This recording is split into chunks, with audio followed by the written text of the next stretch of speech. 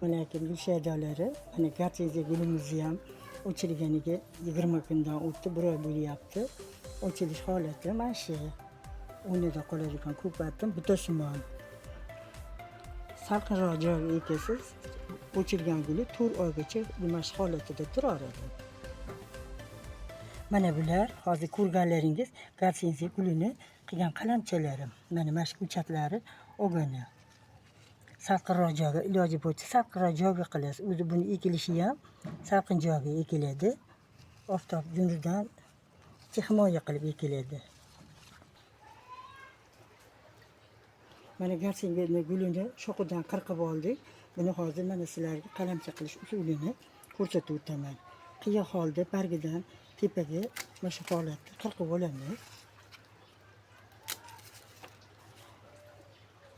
Har bitta bo'g'imidan bittadan qilsangiz bemalol bo'laveradi. Kaltaroq joyini ikkita olsangiz bo'laveradi.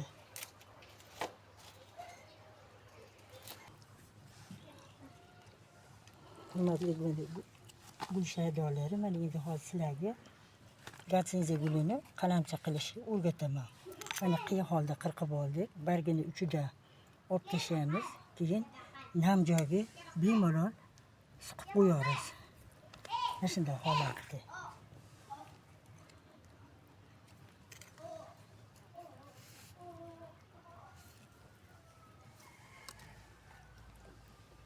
Iloji boricha qalamchangizni salqinroq joyga qilasiz. Salqin joyda ko'chatingizni olishi oson bo'ladi. Keyin buni ustini vakuum qilib qo'yasiz. Vakuum ya'ni salafanmi, bakalashkami. Buni ekib bo'lgandan keyin yantarini kislota bilan sug'orib qo'yamiz. Ustini vakuum qilib o'rab qo'yamiz.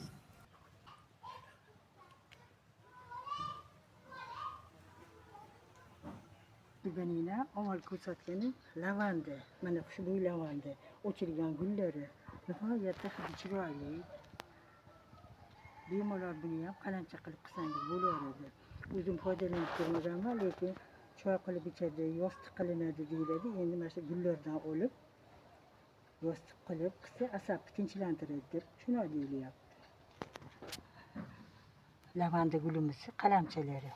Bemalol qalamcha qilaverasizlar. Qalamchasidan olaveradi.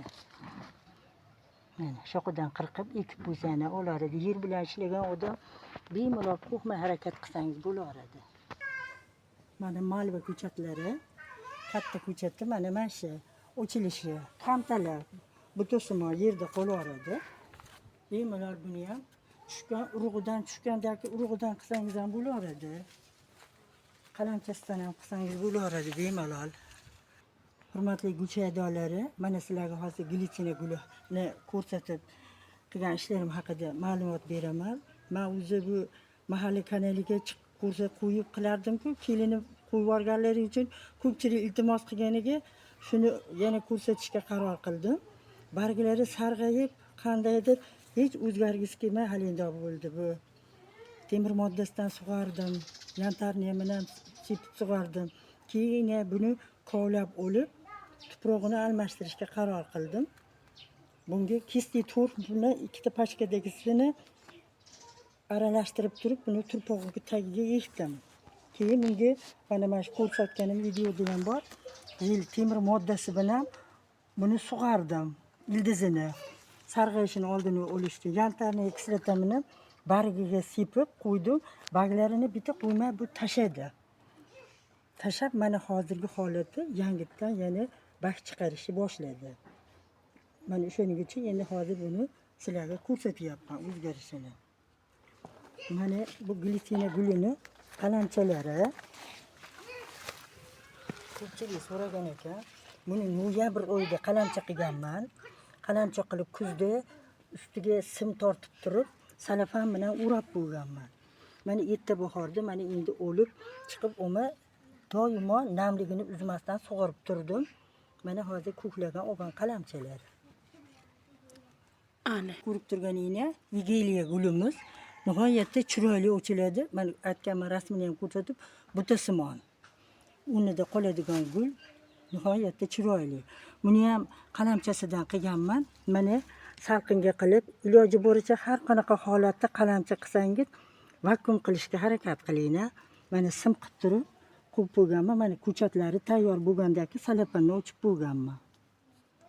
Hurmatli Gulshadolari, mana hozir sizlarga rangi chiroyli, nihoyatda qizil, sapsariq bo'lib ochiladigan axemenis guli haqida mana ma'lumot beraman.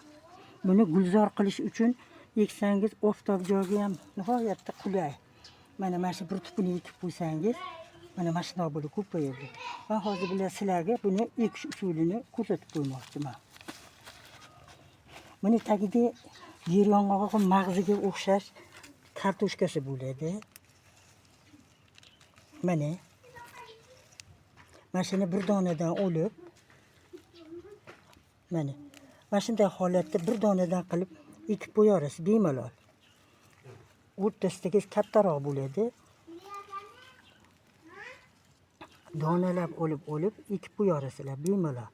Bu yerga ekib qo'ysangiz yoki stakanga tuvakka eksangiz, mana shu kattani yonidan nihoyatda ko'p bo'lalaydi. Undan keyin gul berishlari ham ko'payadi. Buni agar yerga ekib, kuzda ekmasdan olib qo'yadigan bo'lsangiz, kartoshkalarni olib, kovlab olib turib, quruq turpoqqa qilib turib, podvalga muzlamaydigan joyga qo'yib qo'yasiz. Erta bahorda turpoqdan olib, donalab agatlarga eksangiz, bo'yi mana shunchalik bo'lib, ochilib, nihoyatda chiroyli gulzor qilishingiz mumkin. Mana shu ochilib turgan gulimizning nomi Tahis deb ataladi. Mahalliy tilda hozir odamlar Tohir va Zuhra har xil otlar qo'yib olishgan. Nihoyatda chiroyli ochiladi, sersuv. Bemalol buni ham qalamchi usulida ko'paytirishingiz mumkin.